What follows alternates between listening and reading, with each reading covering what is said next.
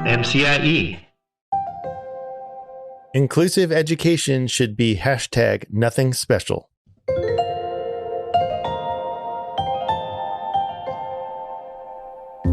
My name is Tim Villegas from the Maryland Coalition for Inclusive Education, and you are listening to Think Inclusive, a show where with every conversation, we try to build bridges between families, educators, and disability justice advocates to create a shared understanding of inclusive education and what inclusion looks like in the real world. You can learn more about who we are and what we do at mcie.org. Oaklee Thiele is a disability rights activist, writer, and protest artist whose work chronicles life from the disabled perspective and addresses systemic discrimination within academic and artistic institutions. She is the co-founder and director for the My Dearest Friends Project, an international art collaboration that archives, illustrates, and amplifies stories of disability culture and community. With her husband, she hosts Tethered Together, a podcast and blog that documents their interabled relationship and her life with tethered cord syndrome. Lawrence Carter Long's lifetime of advocacy combines a unique blend of the arts, public policy, and popular culture.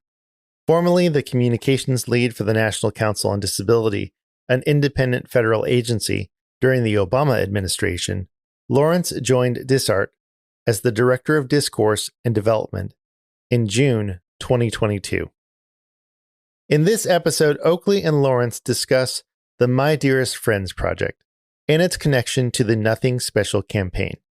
Oaklee shares her personal experience of facing ableism and inaccessibility at her college, highlighting the need for change in educational institutions. Lawrence emphasizes the importance of listening to disabled people and involving them in the decision-making process to create truly inclusive environments. Before we get into today's interview, I want to tell you about our sponsor, Together Letters. Are you tired of social media? Together Letters is a tool that can help. It's a group email newsletter that asks its members for updates and combines them into a single newsletter for everyone. All you need is email. We are using Together Letters so Think Inclusive patrons can stay in touch. Groups of 10 or less are free, and you can sign up at togetherletters.com. And now, my interview with Oaklee Thiele and Lawrence Carter Long.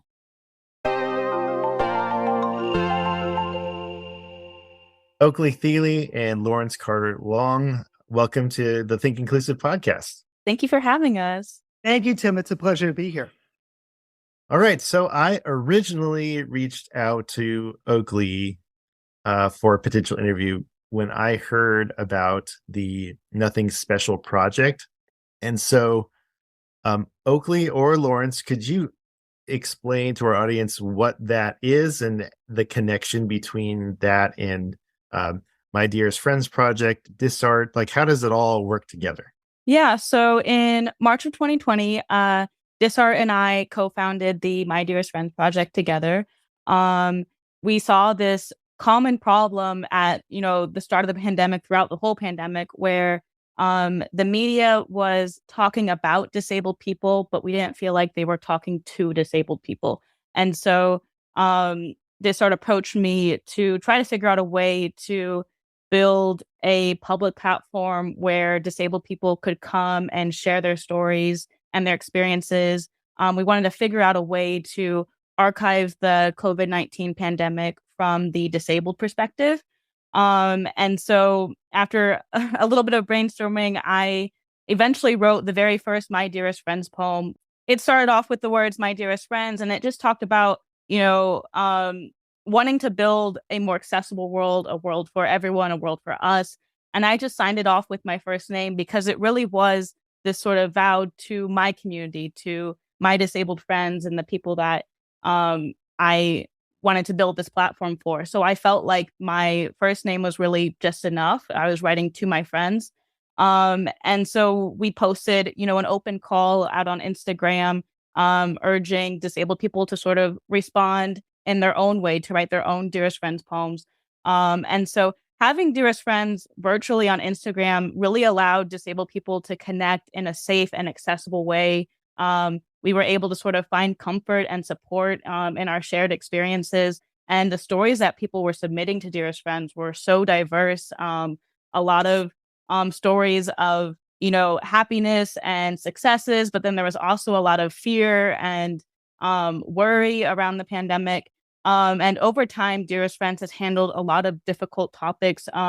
We've talked about the COVID-19 pandemic, mental health, accessibility in schools. So we archive, illustrate, and share every single story that we get.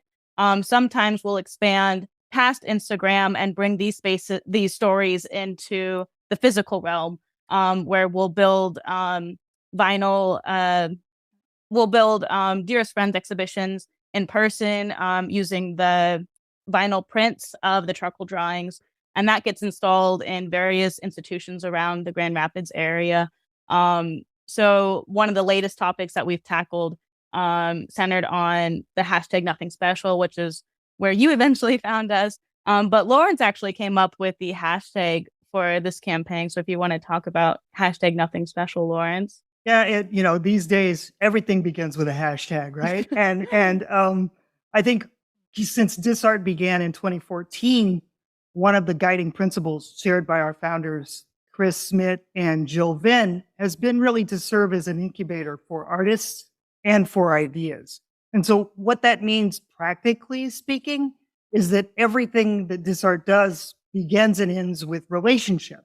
Everybody starts where they are, and we embark on a journey together. Now, sometimes we don't know where we're going to end up, and we don't know how we're going to get there, but the starting point is that we're on this journey together. And the same is true for the hashtag Nothing Special. When Oaklee brought her experience to us, we started thinking about and talking about what was happening in the educational system, right? It was very clear that there needed to be a way to kind of unify and bring these concepts together that were easily understood and that people could kind of grasp, and that could be a leaping off point for us. So we felt right away that we needed to reinforce ideas that inclusive educators have been talking about for decades now, and basically saying that inclusive education should be the norm, not something that we think of as special. Ideally, right, in a perfect world, it would be a given. It would be matter of fact, right? And so what we wanted to do with the hashtag and the way we created it, the way that it's been used, is to use it kind of as a vehicle to help us get closer to that goal in a way that's easy to grasp and understand and to act on. Oaklee, why was this particular idea of hashtag Nothing Special important to you personally? Yeah, so 2020 was the year that I got accepted into my dream college, which was the Cooper Union. And it was also the year that I began to have physical health issues. And so I dealt with all kinds of things while going to the Cooper Union. I got stuck in the bathroom because my wheelchair couldn't fit in. I could get my wheelchair into the bathroom, but I couldn't turn around and I couldn't get out. And that bathroom was labeled as accessible. So that was crazy to me. But in that bathroom, I was like praying for somebody to find me because I really needed help, but also praying that nobody found me because it was completely humiliating. I ended up trying not to go to the bathroom while at school because it wasn't accessible. And that's incredibly hard to do because I had a spinal condition, because I was having bladder issues. I ended up missing classes because the elevators would constantly break down. I even had to drop some classes because the classrooms just weren't accessible. They could not accommodate my wheelchair. And the school solution was to have me switch out or to have me do independent studies. But the scariest thing about the scariest thing for me was the lack of an accessible evacuation plan.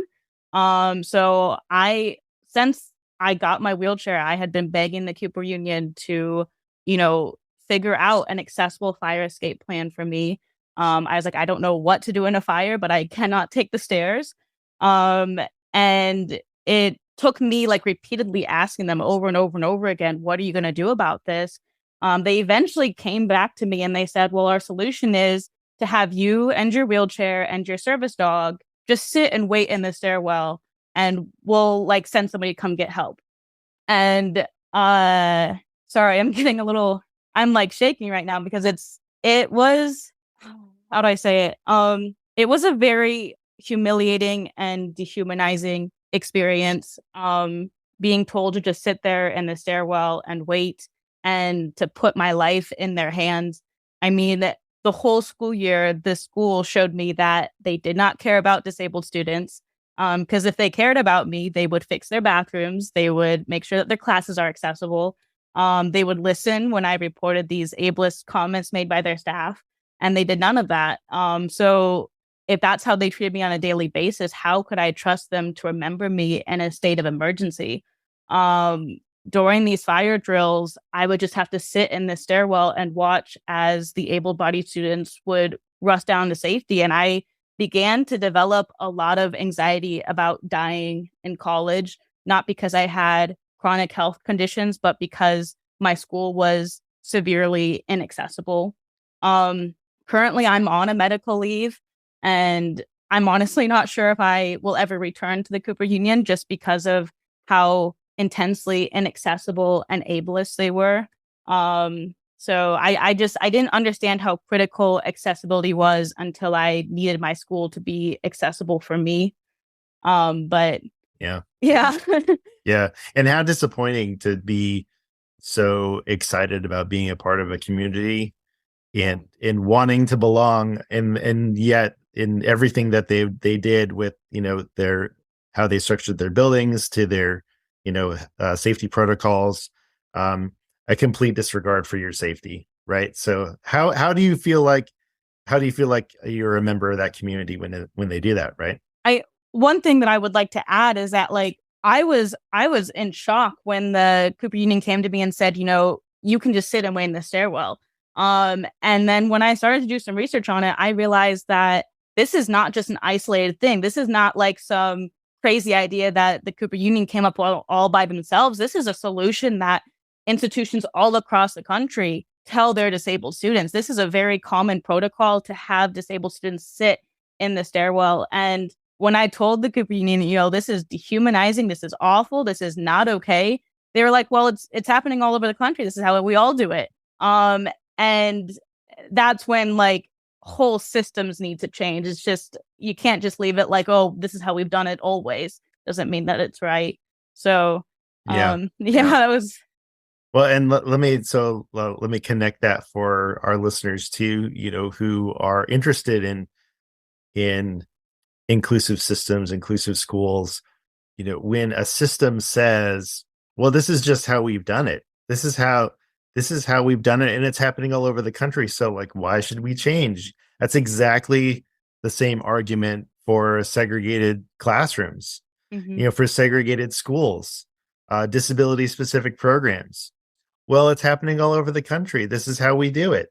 What's wrong with it? Right? There's no one that's challenging that line of thinking. Lawrence, I wanted to ask you too, about Nothing Special. Why is that message important to you? Variety of ways, and for a variety of reasons. In a previous lifetime, prior to coming to DisArt in June of 2022, I worked for the federal government for 7 years. Under the Obama administration, I was the Director of Communications for the National Council on Disability. Now, the National Council on Disability remains an independent federal agency, right? And so the mandate for the agency is to recommend federal disability policy to the president, to the Congress, to other federal agencies. It is a broad mandate. And so when I went into that role, as an advocate, right? And then all of a sudden I was a public servant, and I learned a lot in my 7 years in the federal government. And so my inclination based on that experience is to take those personal stories like Oaklee just shared, right? And do exactly what she does. I started thinking, well, what does this mean? What is the scale? What is the scope? How many students are we talking about, right? It was very clear that in this instance, like every instance, whether you want it to be or not, the personal is political, right? So if I can get granular for a minute, right, to talk about the scale and the scope. There's a report that was released last year called The Condition of Education. And in that, data from the U.S. Department of Education, right, so federal agency, found that in the 2020 to 2021 school year, 7.2 million students with disabilities were served under the Individuals with Disabilities Education Act, right, or what we commonly call IDEA. And so that data point is based on preliminary enrollment data, and the report says, well, that's about 15% of all 49.4 million public school students for that year. That's the most recent data we have, 2020 to 2021. Now, anybody who stops and thinks about it for a moment is going to quickly realize that that's just the tip of the iceberg, right? That's the data that we record. That's the data that we gather. That's what we ask for. And that's what we as a country accumulate. But I went through grade school, middle school, high school, and college, and had never been in a special ed classroom that entire time, right? The nature of my disability, I happen to have cerebral palsy. I've been disabled my entire life, but I wouldn't have been counted by any of those data sets, any of those figures. And so it was very clear to me that there are a lot of people out there who were in some ways being served and other ways weren't being served, who certainly weren't being counted. And so, we know that art isn't separate from discrimination or legislation or perception. And so the campaign for me is really a way that we can kind of fundamentally serve justice and support and rally behind the belief that all of those students deserve an education and they all deserve to get their needs met as seamlessly as possible. So ultimately, you shouldn't have to advocate for your life just to get into your classroom or just to get out of your classroom, right? And that's the situation that Oaklee was faced with. And it was clear to us when talking about it that this was also a situation that other students were facing too. And we felt that it was really important. What we learned from My Dearest Friends, the collaboration on My Dearest Friends, is that what affects one affects all. What harms one harms all. And so if we could put kind of a focal point on those issues, then maybe we could change that system, which is causing all that stress and all that unnecessary distress. When we started using the hashtag, the idea was I think initially just to start collecting those stories, just to give students space to express what they were facing, to share their reality, to hopefully begin to build some tension and some pushback against it. That was the first phase, right? I think what we're doing now is we're realizing as a result of the feedback that we got, that we probably need to build a My Dearest Friends curriculum, right? And that needs to sort of bake in the nothing special idea. So we're thinking this is the perfect time to sort of build that. And one of the reasons that we're so happy to talk to you and to Think Inclusive is that we want you to help us build it. We need you to help us build it, right? So the next phase will take shape depending on what people start sending to us and what people start saying in terms of what are the best practices? What do we need to do? Where are the pressure points in terms of either advocacy or public policy, and those ideas. So I think where we're at right now is we need to accumulate more data, and we can expand that sort of beyond where it began, and then take that data back and assess it and process it and figure out what to do with it in order to really help build that next phase. Because like I said, everything that we do is built on relationship and is based on a collaboration. So we really invite people to reach out to us, right? You can either go to either of the websites, the My Dearest Friends Project website or the DisArtNow.org website, or to write us at hello@mydearestfriendsproject.org. Again, that's hello@mydearestfriendsproject.org, and tell us what you'd like us to do with the project and what kind of things we need to really bake into that curriculum that we're creating. So you're really looking for, I think that you're looking for a lot of different things, but specifically stories of disabled people, disabled learners who whether it's a positive or not so positive experience relating to that nothing special idea. Is that correct? Yeah, I mean, disabled students or even disabled professors and educators, for the longest time, I was dealing with this ableism and this inaccessibility at the Cooper Union by myself. I was, battling the school by myself, and I felt like I was the only one.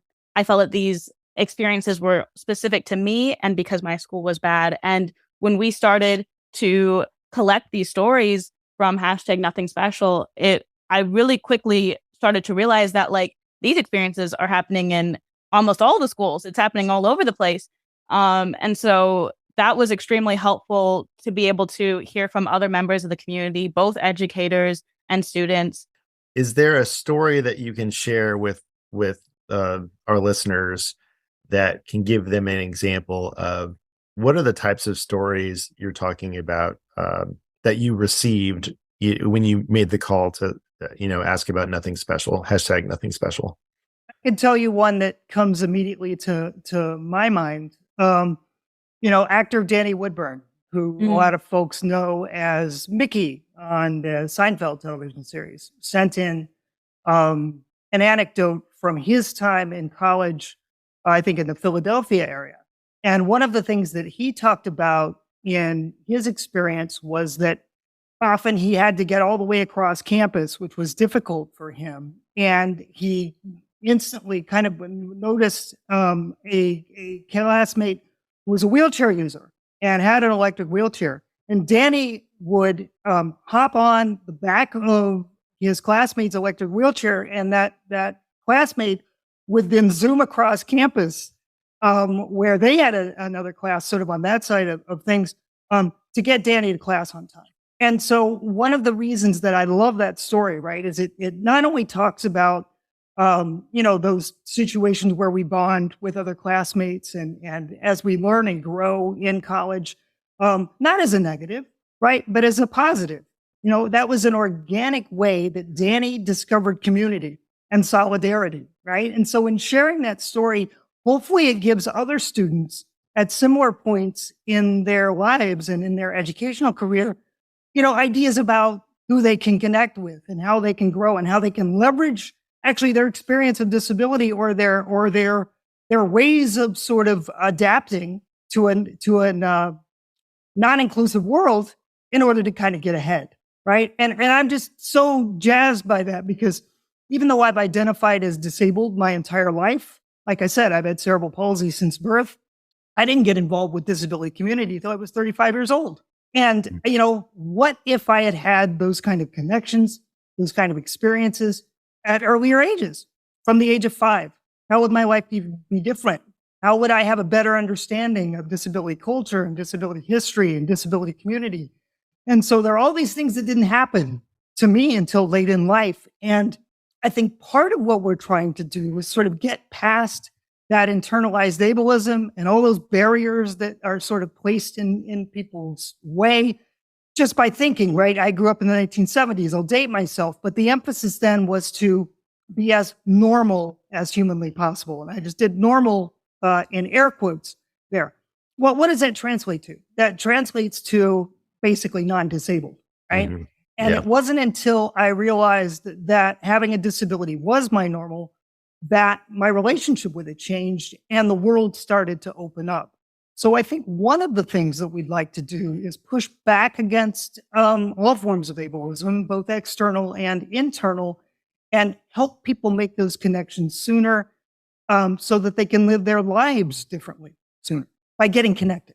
So this submission is already up on the Instagram. This one says, "My dearest friends, you have no idea how glad I am that you were patient, that you repeated yourself over and over so that I could understand you through the mask, that you texted me what the teacher said so that I would know what the assignment was and when it was due, that you helped me lobby for my accommodations, and that you tried to help me find the word when I was reaching and failed to catch it. Thank you. You were so much more help than the administration, Leno."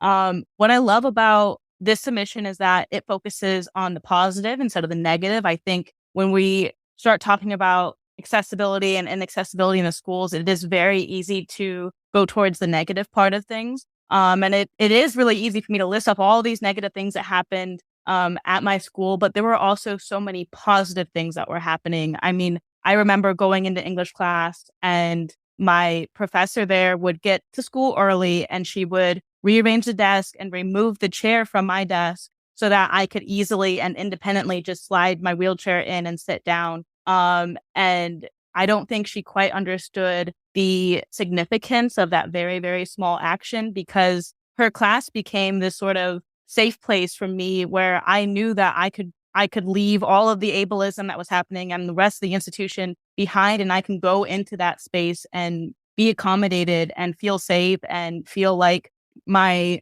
perspective as a disabled person was valued. And so I had a lot of the professors really step up in their own little ways and sort of help me out that way. So there's definitely a lot of different positive things happening as well. I love that story. I love what you just shared, but also the story that, from Instagram, because it shows that, yes, we need systems to change. Yes, we need school leaders and state leaders and federal leaders to say, we need to improve the educational system for all learners. But it also shows that you can do things right now today to make an environment more accessible for everyone. And that those little choices that you make, like your professor and like the experience that the person on Instagram was talking about, all those things, no one mandated that, right? Mm-hmm. Those were all personal choices. And so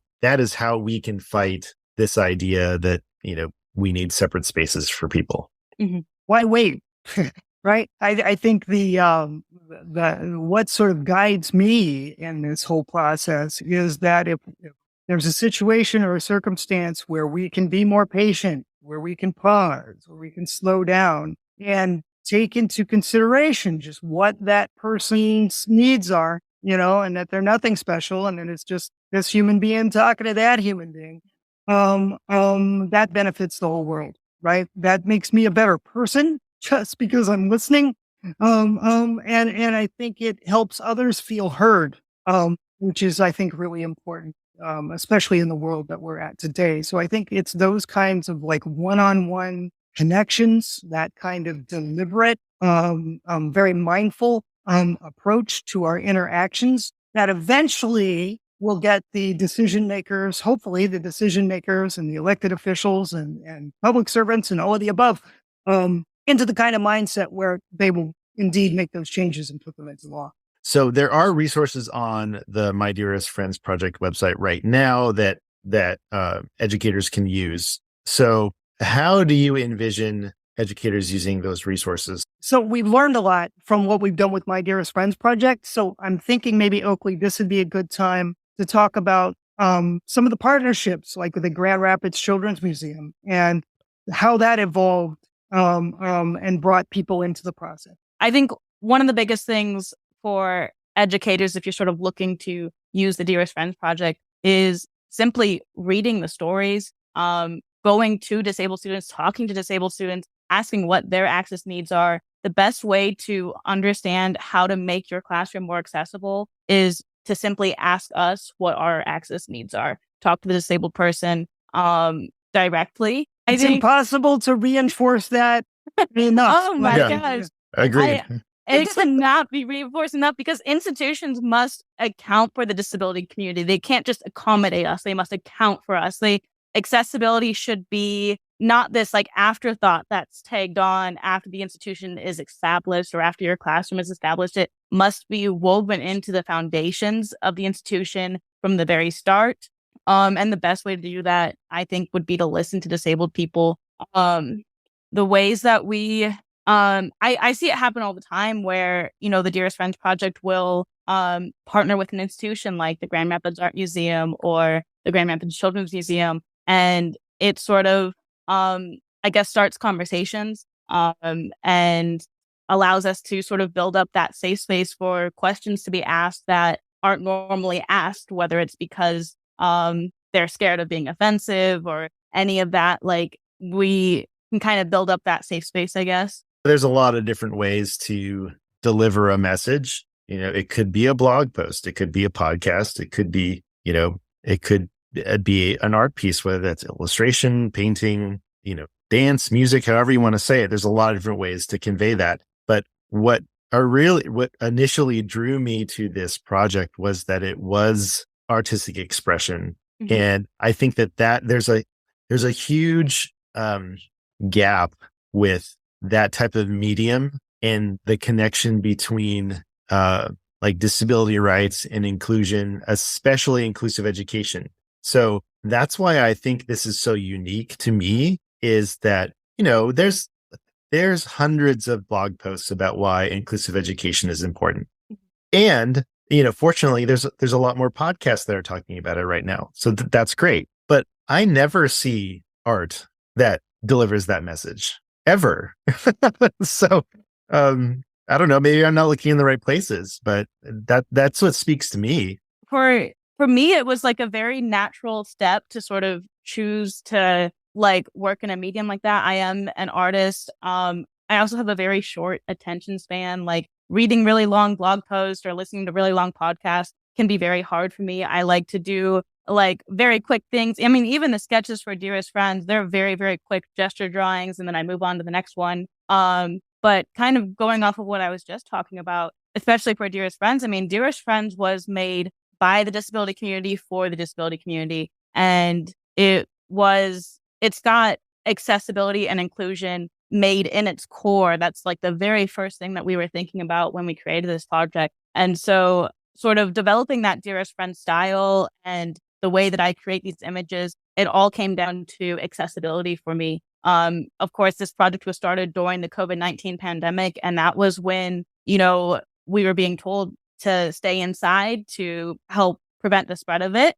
So I did not want to try to go out and expose myself and expose my disabled friends. So I had to try to find materials that were like in my house that I had a lot of, because I knew I was going to be doing a lot of work on this. And so I came up with computer paper and a charcoal stick. And that's what I used throughout the entire pandemic. That's what I continue to use now, is this whole stack of computer paper. By having that black and white contrast, it's easier for people to see. So random thought are you available for hire? Yes. Yeah. I do take commissions. I do. Okay. That all the time. It's something. Yeah. It's something to consider. So whether that's for us or whether that's for anyone listening, to make sure that, because I think that, your style is really, it's great. That's great. I love it. I'm really happy to share. We will make sure to share your pieces, on social media and stuff like that. So as we're kind of wrapping up, what do you envision? Like, what's kind of your dream for this project? You talked about, you don't have to talk about curriculum. So this is like, not like, I'm really trying not to lead you, but so however you want to talk about the dream for My Dearest Friends project, like where would you eventually like to see it go? Or, what are your goals for that? So I'm a young artist. I'm at the very beginning of my career, and I've never done like this. Doing Dearest Friends, this is like the very first time I've done something of this scale, working with an organization like this. And going back to what Lauren said about DisArt being this incubator, for the longest time, all I wanted to do was just be able to work with DisArt. Like as a disabled artist, that was my dream, to be able to partner with DisArt and do something with them, because they just seemed like such an incredible organization. I never, ever expected it to sort of build up to such a scale that it is at right now. So it's very hard for me to be like, what are my next steps? I never expected to get here to begin with. So I never expected to work with DisArt to begin with. So I was like, next steps. I kind of just take in feedback from the disability community. I really want this to be as collaborative as possible. The next steps really come from, the partners that approach us, the people that we approach, and sort of listening to the disability community and what they want to talk about, what we need to talk about. And it just sort of it's been unfolding naturally. And that's just how I've been sort of letting it go, I guess. Awesome. And I would add, basically listen to that impulse, right? So if anything that anybody here in the course of this conversation we've been lucky enough to have, right? And granted the opportunity to have. If there's something in that sparks an idea, if a lightning bolt hits you or a lightning bulb goes off inside your head, listen to that, follow that, pursue that, right? I come at this work as both an advocate and an artist. I didn't start doing modern dance until a choreographer by the name of Heidi Latsky saw the way that I walked and said, whoa, I can't move like you. Let's collaborate. Let's go conspire, right? And then next thing I knew, I was a modern dancer, and because you're not going to do classical ballet with the way that I move. And that really shifted the trajectory of my life. A big part of the reason that I transitioned to start working with DisArt is to help facilitate situations and opportunities so that more people can have that happen to them sooner. Why was it that somebody else who's non-disabled saw me move and said, that's dance to me. I want to make a piece with that. I want to create with that, right?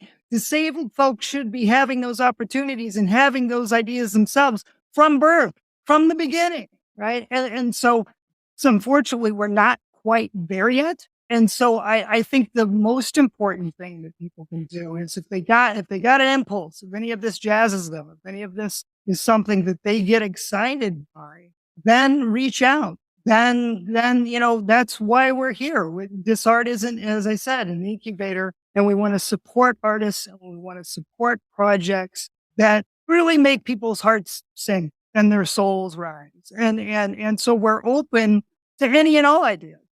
So if something about this grabs you and you see yourself in a new light, or you've never had the opportunity to pursue a dream that you had when you were 5 years old, talk to us. Let's create it. Let's do it, and we'll find a way to do it. Whether it's in Michigan, where DisArt was sort of founded and based, or across the country, because of the pandemic, I was able to start employment with DisArt after being on their board, and I'm in Oakland, California, right? So geographic boundaries and zip codes are not limitations for us. We see them as opportunities. Oaklee Thiele and Lawrence Carter-Long, thank you so much for being on the Thinking Inclusive podcast. We appreciate your time.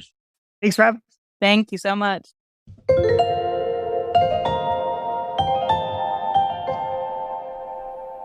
Think Inclusive is written, edited, and sound designed by Tim Villegas and is a production of MCIE. Original music by Miles Kredich.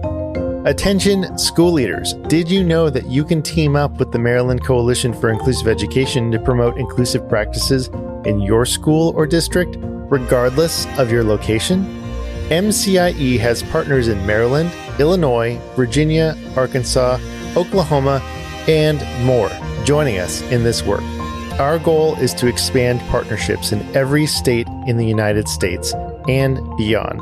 The first step is to start a conversation with us. Visit our contact page at mcie.org/contact and let us know that you want to transform your educational services to be inclusive of all learners. A special thanks to our patrons, Kathleen T., Gabby M., Melissa H., Mark C., Kathy B., Joyner E., Jarrett T., Aaron P., and Carol Q. for their support of Think Inclusive. Thanks for your time and attention, and remember, inclusion always works.